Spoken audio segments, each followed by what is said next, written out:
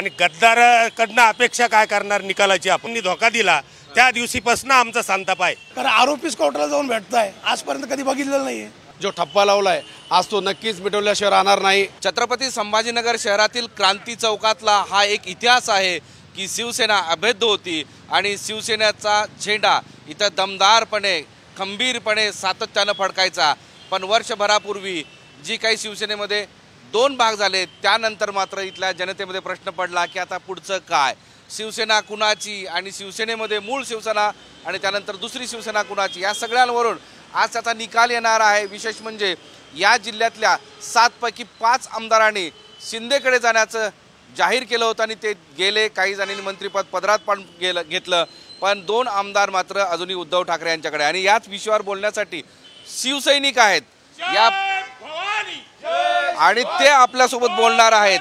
आणि विशेष म्हणजे इथं दोन्ही गटाचे शिवसैनिक दोघांचाही नारा आहे की जय भवानी जय शिवाजी. एक जण उद्धव ठाकरे आगे बढो म्हणतोय तर दुसरा एकनाथ शिंदे आगे बढो म्हणतोय. आणि त्यांच्याकडून जाणून घेऊया. संतोष भाऊ, आज अपात्रतेची सुनावणी आणि निकाल येणार आहे, तुम्हाला काय वाटतं?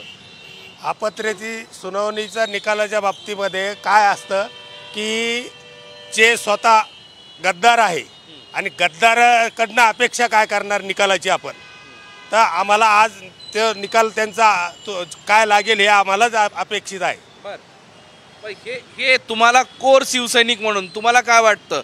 इथल्या जनतेला काय वाटत असेल? इथल्या जनतेने सगळ्याला ओळखून बसलेले आहे की गद्दारी यांनी केलेली आहे आणि गद्दारी करत असताना आता निकाल देण्याची एक मॅजिस्ट्रेट पोस्ट आहे ती आणि त्यांच्याकडे दिलेला आहे.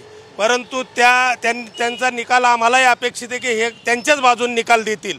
कारण तुम्ही संताप व्यक्त करताय. हो, साहजिक आहे, संताप आमचा पहिल्यापासूनच आहे.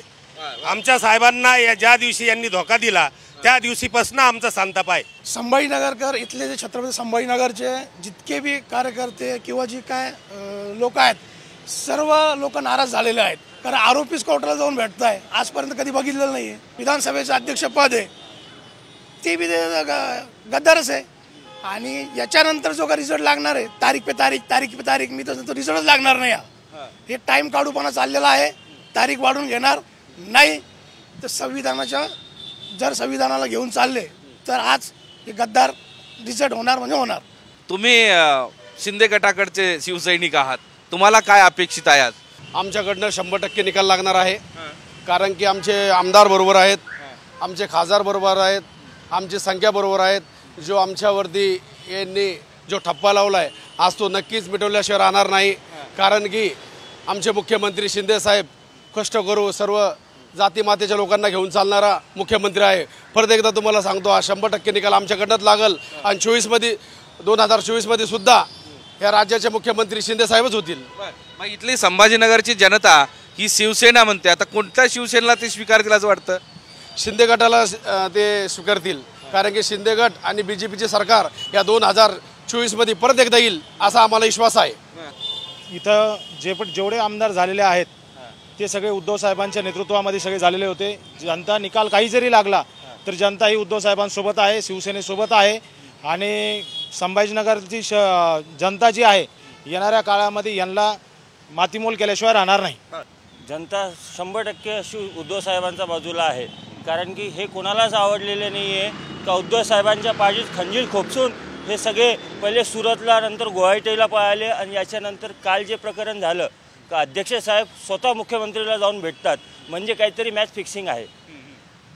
एक शंका सगळ्यांना वाटते आहे आणि बहुतांश लोकांचं इथं म्हणणं दिसतंय की एका बाजूनं हा निकाल शिंदे गटाच्याच बाजूला लागेल, सत्ता त्यांच्या हातात आहे, सोबतच काही जण त्यांच्याकडे संख्याबळ असल्याचा दावा करतात. उमटायला सुरू होईल. आता सकाळ आहे, जसा जसा निकाल जवळ येईल तसंच दोन्हीकडचेही कार्यकर्ते नेते आक्रमक होतील. मोहम्मद इरफानचा माधव सावरगाव, साम TV, छत्रपती संभाजीनगर. देश विदेशातील प्रत्येक घडामोडींचे लाईव्ह अपडेट मिळवण्यासाठी आता साम टीव्हीच्या सर्व सोशल मीडिया प्लॅटफॉर्मला लाईक, फॉलो आणि सबस्क्राईब करा. तसंच सर्व नोटिफिकेशनसाठी बेल आयकॉन प्रेस करायला विसरू नका.